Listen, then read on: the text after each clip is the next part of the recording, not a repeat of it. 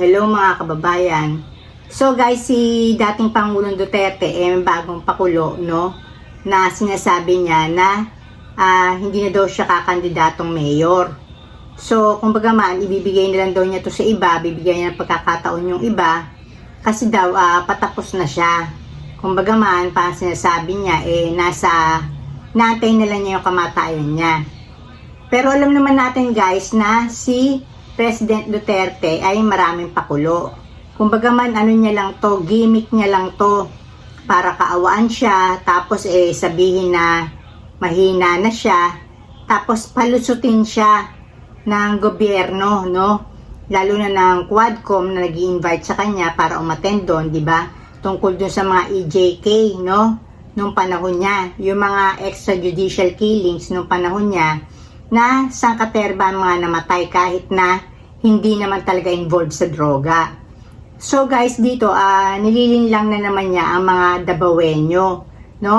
Para isipin na kailangan siyang iboto kasi guys, hindi naman siya official na talagang nag-withdraw ng candidacy niya. Hindi naman siya official na yung umalis. Puwera na lang kung bukas, Monday, talagang magwi-withdraw siya ng candidacy niya, masasabi nating totoo na ayaw na niya kumandidatong mayor. Pero hanggat di niya ginagawa yon, pralala lang niya to. Kumbaga man kasi siguro naamoy niya rin ang defeat, no, o pagkatalo.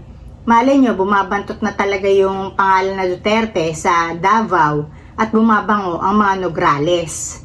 So guys, dito sinasabi ko lang, sana maging matalino ang mga Dabawenyo na si Duterte, sakim sa kapangyarihan yan. Hindi nila bibitiwan ang Davao. Kumbaga man, kaya nga siya ang dumiskarte na maging mayor kasi nga, sa tingin niya, mabantot na yung pangalan ni Baste. Kasi pagka naman siya ang nanalo, halos ibibigay niya rin naman kay Baste ang pagka-mayor. Kasi nga, iniisip niya, baka si Baste naman ang manalong vice. Diba? So guys, hanggat hindi talaga official na nagwi-withdraw itong si ex-president Duterte ng pagka-mayor, no? Dun sa candidacy niya sa pagka-mayor sa Davao, wag tayong maniwala. At kasi nga, gimmick niya to para wag siyang mapanagot dun sa mga EJKs, no? Na hinahabol na rin ng ICC. Kasi nga, yung the end is near, kasi nga, malapit na talaga na maaresto yan ng ICC. Sana nga talaga maaresto kasi hindi naman guys yung dapat ipalusot na porket matanda na, mahina na, libre na sa batas.